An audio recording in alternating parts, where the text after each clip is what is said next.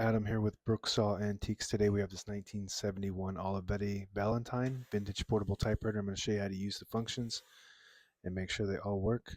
Super cool and unique typewriter. It has a case that it kind of drops into. So the back has a handle.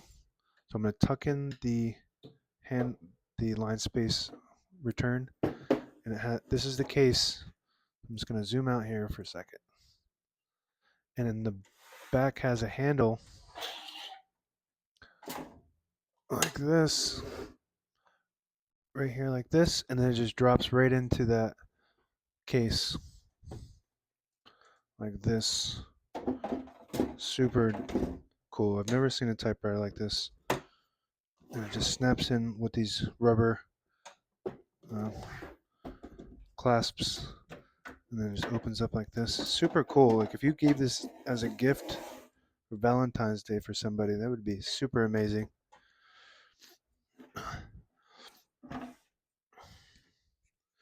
So now let's get into the functions. Let me zoom back in.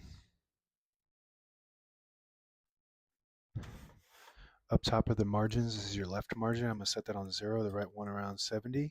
And this is the paper support arm that flips up from the back. Let's make that handle accessible again, like that. This is the paper bale that sits on top. It's got 2 adjustable rollers and a scale. The ribbon got a little bit out of place. We're going to just fix that.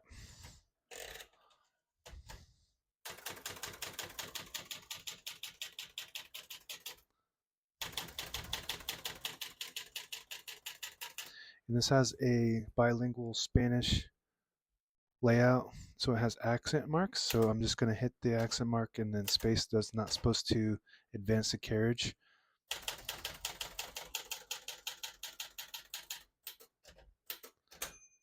Once you hear the bell, you're at the end of the margin. Hit this line space, gets you back to the beginning, and skips 1, 2, or 3. Right now we have it on single, but if you want double, you just flip the switch forward. It skips 2. One more, it skips 3.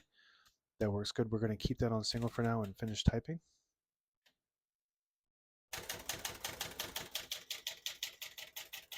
As you can see, all the keys type nice and none of them skip or stick. I'll type a sentence in red on the next line and switch from black to red. There's a switch on the right side here. Flip that all the way down.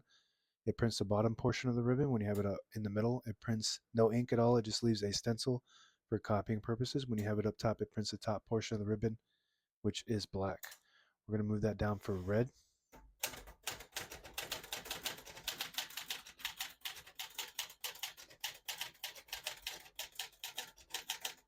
Absolutely beautiful typing machine. Olivetti Valentine made some of the best typewriters of all time. This has exactly the same parts except for a different shell. Print is perfect. It's known for having as good as it gets when it comes to printing and basically machine action. Has a very light touch.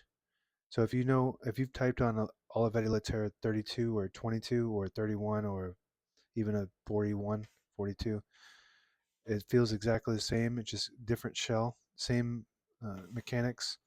To pull the page out easy, there's a switch on the right side here. You flip it forward and it unlocks the rollers underneath the platen, allowing you to pull the page out easy or load thicker paper like carbon copy or cardstock. Make sure you flip that back before you load the next page or else it won't load correctly. We're going to flip this down for now.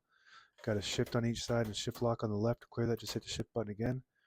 Backspace on the right side right here. Very nice. Below that is the tab function. I believe I have the tab set on 10 space intervals. I'm going to go ahead and clear those with this lever on the left side here. You flip that down to clear each one of those.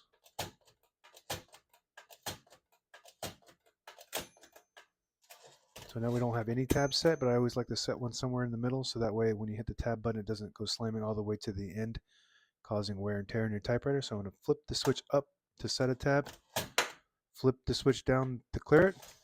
So now there's none. Flip it up to set it. Very easy. This blank key here, a lot of people mistake that for a 1 key that just wasn't ever implemented, but it's really the margin release. When you get to the end of the margin, there's a mechanism that blocks you from printing. Hit that margin release button right there. will allow you to go all the way to the end. I'm going to put the color back up to black, but that margin release works great. And I think that's it for the keyboard. Just so if you want to look at the keyboard, it's a bilingual Spanish.